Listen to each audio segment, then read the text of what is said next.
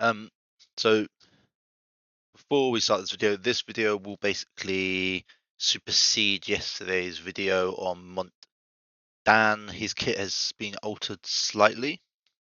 So what we'll do is we'll go over we'll go through all the patch notes, then we'll go back and do his kit at the end. Just because his kit is going to be another 30-minute talk about his kit and what you can do with him, and then we'll go from there. So we'll skip his kit and we'll start from here, then we'll go back up to his kit. So Miracle Wish, so we have Mont Dan, Sharina, Reyna, had Morcus. All in all, pretty good banner. Obviously Had's not used anymore. Morcus still has use. Reyna still has use. Sharina is used a lot. This is her first rerun, and then Mont Dan will be used a lot. Echo Wish up then, so we have Lord Demon Realms, Azure Ocean Spirit, Wild Hunt Blood Axe, Reaving Leaves, Sod Well, and Whisper Wind. This means that you have 1 week, or you have from today, you have 9 days until Apsara rerun. So you have 9 to 12 days, or 9 days until a rerun starts, and then 11 days until a rerun ends. Well, 12 days, let's say, until a rerun ends. So get Horde in. She's required E3. Apsara, she's still a very strong character for PvE. Probably I would rate her as number 1 PvE hero in the game. Time limited Spirit Beast Cultivation event and Consumer event. I'm going to assume this isn't a new pet purely because we only had the dragon like a month and a bit ago, maybe 2 months. And pets are every 3 months. I'll be very disappointed if they start going 2 months for pets. Time limited colourful gas bomb event. This is one of the better events. This is one of the events where you can get is the egg in the machine event. You basically can get limited heroes for first one for I want to say 40, maybe 60. The next one's 80. Then it's 100 after no increase after 100. So it's the cheapest way, but it only goes up to. The last event was I believe up to Gazelle. So now Marie may be there as well. We'll have to see. Time limited winter ceremony. So that's this one. It's the one where more money you spend, the better daily rewards you get, and the more packs you have unlocked. You also get a dragon eye at level 7 for 300 eggs and 9 for 100 eggs. So you get a pay to win dragon egg and you get a free to play dragon egg. The free to play dragon egg costs 300 dragon eye costs 300 dragon eggs, and the other one costs 100 dragon eggs, so you need to spend money to get it. Okay, it's Echo then, so I'm going to assume it's going to be main stat attack. Increases the owner's bleed damage by 21%. It's good. If the owner is from Eternal Flats, grants owner attack up for 2 turns. The owner gains after each stage of damage hits enemy successfully up to 2 layers, and this will be removed when any unit's turn ends. So, on his turn, his basic will do the first stage you won't get a bonus, second stage you get 28%, the third stage you get 56% with this Echo maxed. On other turns, the same thing. On his S2, he'll only get the first stage will do 0 increased damage, the second stage will do 28% increased damage. It won't do anything past that. For pursuing attacks, it will do the same, but it will only last until the end of the unit's turn. So during pursuing attacks, it will only last for that. During his turn, it will only last for that, and you only gain a layer after each stage. So his S4, which is a 1-stage attack, but high, won't do anything. But also, saying that, it doesn't really affect he'll still get the step up for his basic, because I believe he will pursue an attack after, because I believe his skill effect affects the one when a HP deduct hero does a active skill, keeps using attacks. I, bel I believe that he will soon attack him after himself, so he'll gain his first one will then do 56. So on his turns, his basics may do 56% basic attack damage for each one of them. We just have to wait and see though for that. Enhanced Legend and above. So this is the E4, E5 attribute increase. It looks like you're going to get one of these, a flat attack, defense, or max HP increase, depending on best match. So I'm going to say it's probably going to be attackers, defenders, and support. So that's all right. It's going to be a big flat increase for every single hero, so it is going to be interesting.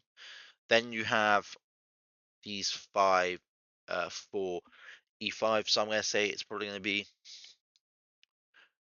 mastery attacker base heroes, DD attacker based heroes.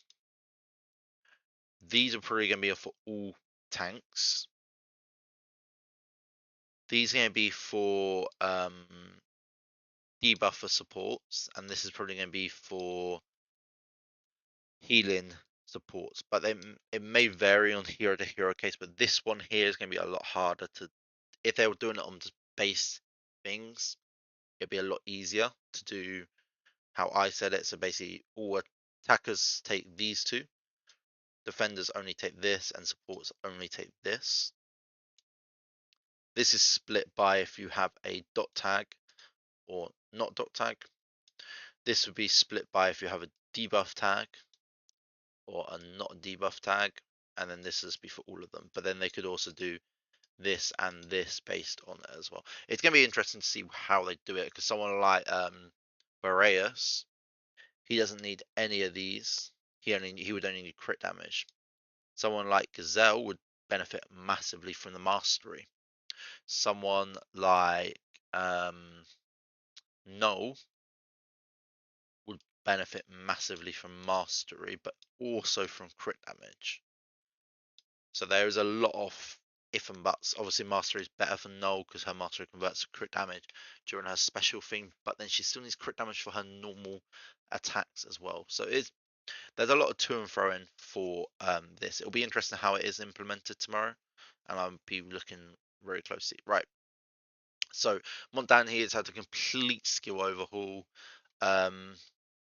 It is, I would say, his kit yesterday when it was shown was very strong for PvP.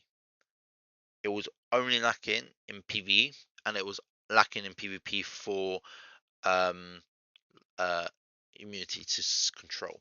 Now he's amazing PvE, amazing PvP, and yeah, must have hero, must have. So Demonic Triple Slash deals 3 stages of 170% bleed damage to a single enemy. So this used to have 2 of DD, 1 of bleed. Now it's only bleed. There is no longer a stun here though. So he no longer needs affect it. You can just remove affect it from his training because at the start I said crit rate 100%, attack, crit damage, effect. Now he does not need crit rate, crit damage, or effect. He only needs attack and mastery. I'd still build him slow though. Deal 2 stages of 460% attack, bleed damage each to a single enemy, and gain Dark Blessing. Gains 160% damage reduction and control immunity, which cannot be removed for 3 turns. So flat out damage reduction, and this bit was there before. Now he gets control immunity added in also. Very strong. Each time I cast in Demonic Triple Slash or using Demonic Triple Slash to successfully pure attack, gains 1 layer of Demon's Embrace. So that's the attack increase up to 2.5% up to 20 layers, so 50% at max. When he owned Demonic Base set to 20 stacks, the target of the 3rd stage of Demonic Triple Slash additionally loses 10% HP by 10% of max, lose HP by 10% of max HP caps at 1000% of Monty Dan's attack. So it's likely you're gonna have the from the attack it's gonna be more than 10% of your HP. So you'd only basically just lose 10% of your HP. They have updated this one. Nice. So deal 660% attack damage to all enemies. Target will lose 50% of max HP, caps at 1000% of Monty Dan's attack, and stores self HP by 100% of the enemy's lost HP. So this one is not going to be you lose 50% HP. It's going to be you lose this because that will be way less than 50% of HP. In my opinion, it would. Because if he was it would only be you would lose 50% if you are someone like on a Teles team and he has, let's say, 160% attack, 160,000 attack, which he could very easily have. It's not based on his initial attack, based on his current attack. 100% of his current attack. So that's going to be 1.6 million. So you likely could lose that, which is very strong. So he's going to be very strong versus high HP teams. So at the beginning of each wave, he gains 15 layers of Demon's Embrace. So basically already got this max. When Demon's Embrace is set to 20 layers, each time Mont Dan cast him at triple set, additionally restores his HP by 400% of his attack. So basically he does pursue and attack pretty much every turn. He's basically gaining that health each turn. After casting Demonic Triple Slash, there's a 25% chance to pursue and attack the target once. So I'm not sure. The one thing for this one I'm not sure about, because he does pursue and attack as well. So does that chain off his pursue and attacks? So he does triple slash. He casts it, then he does pursue and attack for it. Does that pursue and attack have a chance to? Obviously, it says once and it won't. But on the turns where he pursues and attacks from something else, does those pursue and attacks trigger this? We just have to wait and see. Increase Mont Dan's damage dealt to boss to 300% of the original. We're going to come back to this number, and you'll see why in a sec. When Monty Dan owns Dark Blessing, he will gain shield, so Dark Blessing is his damage reduction and immunity to control. He will gain shield by 20% of his max HP each time he pursues attacks. Lasting for one turn up to 2 layers, increases the health HP deduction effect caused by the third stage of Demonic Triple Slash by 5% of the Titan's max HP and increases limit to 500 by 500% of Mont Dan's attack. So this part here is now going to be 15% and 1500% of his attack. Very strong. After Mont Dan casts his ES4, he will gain 1 layer of Dark Blessing. So basically this part, and it will gain 5 layers of Demon's Embrace immediately and pursues and attacks the enemy with the lowest HP twice. Important about this is you're doing this first, you max this out. You maxed it out already. Then going to use your basic twice, which is going to heal you 800% of your attack, because each time you use it. You're then going to trigger your Echo. So your first pursuing attack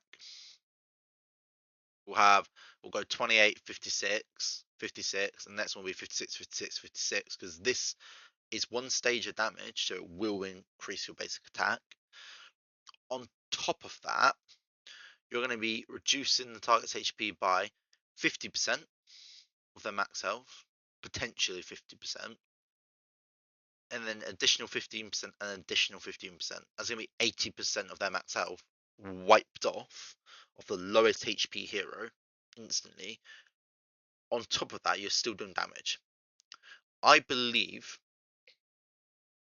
he could be a one-shot hero against teams without Nikki, because obviously Nikki, actually even with teams with Nikki, because HP deduction ignores her shield, he could just be a one-shot hero. His Devil King's Descent, if you build him correctly, he could just obliterate someone. That is going to be very interesting to see. Okay, so for every one bleed tag deployed, increase Mont Dan's bleed damage dealt by 15%. When 5 allies with bleed tag deployed, increase Mont Dan's bleed damage dealt to 200% of the original, and increase all allies bleed damage dealt by 30%. So what that's doing is basically increasing his bleed damage in a max team by 75%, and then adding 30% on. So he's going to get 105%, and the allies are going to get 30%. He's also getting a 200% increase of the original. So his damage v bosses is going to be immense. You're looking at already. Ignore this then. This triples your damage dealt at the end. So this is times 3 at the end. You're going to have basically a times 3 from bleed already from this. So you're having times 3 times 3. So that's times your damage by 9 already. If you have mastery max times, like, his damage v bosses is going to be absurd. He's going to be like, his damage stat here could easily be 5,000%, maybe even more. And you only need his E2 to be a damage versus boss machine. Let's read his E3 then. Each time Mont Dan casts Demonic Triple Slash, his basic to pursue an attack and cast skills increases mastery by 5% up to 300%. So it stacks up to 60 stacks. So it will take a little bit of time to get there, but that's a lot of mastery increase. After each ally with the HP deduction tag casts active skills, Mont Dan pursues and attacks the enemy the lowest HP once. So after each ally with the HP deduction tag casts active skills, he will soon attack the enemy with the lowest HP once. I believe that includes himself. So with himself, he could pursue an attack. The enemy with the lowest HP after his turn. So what I'm seeing here is, if he does his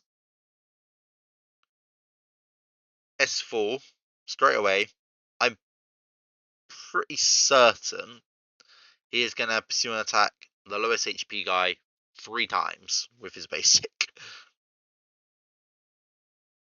I'm pretty certain. Which is going to be obscene. You're going to be doing 95% HP deduction to him after all damage is accounted for, which is going to be ridiculous. But what could be good here is, because they're separate operations, if you kill with this one, this could target another hero. This one would not target another hero because it's twice. It's saying we're going to lock 2 attacks in versus this one hero, but this one's a separate end card. It's like Boreas' one, where if he kills a hero, he can target another hero. But if you kill him mid cast of the second one, the excess is dealt to the same hero. It's like, it'll be like, so this would basically be like that. So you basically, what you have here is, he does 6 stages of basic attack damage to one hero, and then if that doesn't kill the hero, this will attack the hero. If that does kill the hero, this can then target the next lowest HP hero. This bit is not changed. This bit's changed slightly, sorry. When 5 allies with HP reduction tag are deployed, all damage dealt by Demonic Triple Slash, Devil King's Impact, and Devil King's Descent are always attacks. Ignore damage immunity and shield. Why is this important? It basically means that he can one-shot anything in the game. When any turn starts, if 5 enemies' tenacity and mastery res are higher than 150%, you need both of them.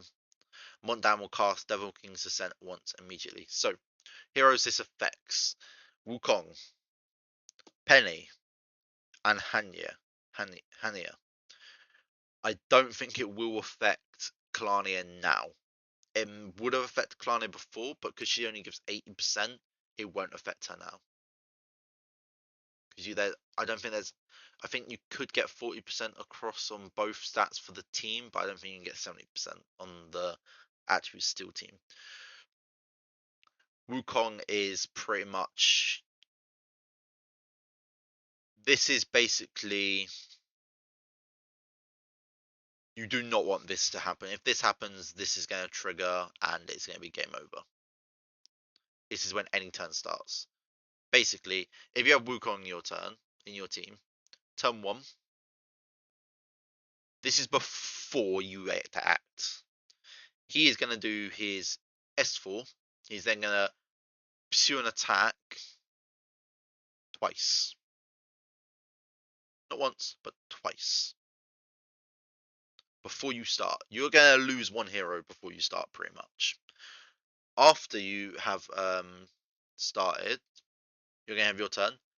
The next turn you take, if you don't lose that hero, then he won't do it. If you lose that hero, he won't do it again. If you don't, he's going to do that again. What's 50 plus 50? 100. If you haven't healed, but from your, well, to be fair, if you haven't healed from your first hero to the next hero who goes, you're dead. Your entire team is wiped off the planet. That's how strong this ability is going to be. That's only if you build him pure attack based to make it so this 1000% can equal this max health. Because if you can do that, if you can make it so his attacks, let's say 200,000 in battle, which is doable,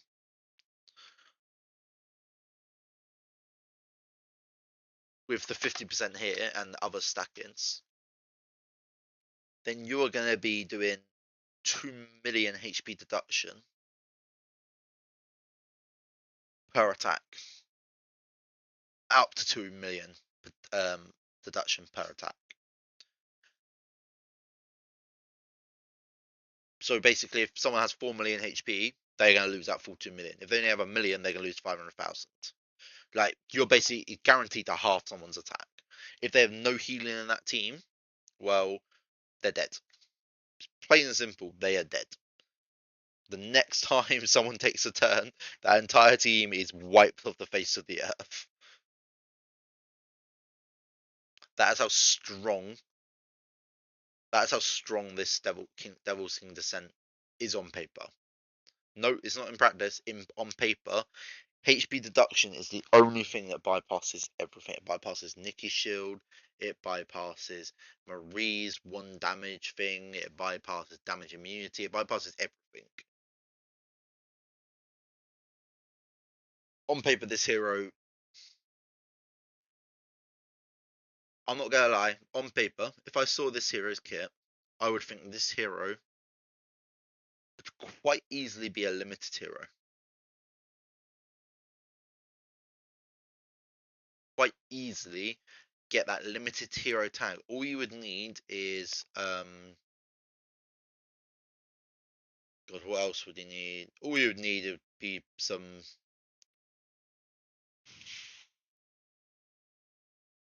Yeah, I'm not gonna lie. His kit is basically limited hero status. I'd be very interested to see his damage in Wuthering Coast with a full bleed team when he is the highest attack hero, so he gets to take turn after turn, just constantly casting his Devil King's Descent, constantly do. You wouldn't even cast that. You would just do this because this is more damage. Yes, it has the loss, but this is pure more damage. This is 920%. This is 660. This will do a lot more damage versus boss than this. The only thing is, it's nah. Sorry, you would have to do this one purely because you get 2 casts of this each time, which then makes it way more than this. Yeah, so you basically cast this every time, and you're. Imagine if you had it not limited to once either. It's after he casts it cast. So if you have Nikki, let's say, with his her double attack, you do that. in one turn. You're going to cast this twice. You're then going to cast this twice.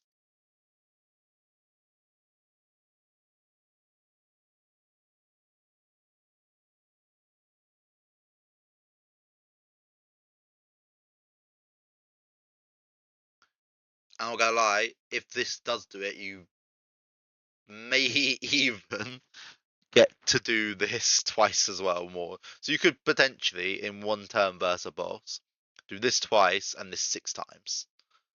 Potentially. That's just a potential. If he does include himself as an ally, and he has, because he will have the HP reduction. Like, he's. I cannot fathom his damage in PvE at the moment. His damage is going to be off the scales for a dot hero without any dots to deal without triggering dots or anything. He's just going to be ridiculously strong. Because the bleed team now for PvE is going to be you're going to have Vasil, Trapio, Tatron all just inflicting dots and triggering them. Then you have Nikki defending the team, buffing up damage, giving double turns, double attacks things to the hero. And you have old Monty Dan there, just blitzing, not worrying about the effect res of the boss being at 1,000% because he doesn't even care, and just pie bars and all that. Like Monty Dan is going to be one of the, in my eyes, he looks like he's going to be one of the best non-limited PvE heroes we've ever seen. Have to see though, but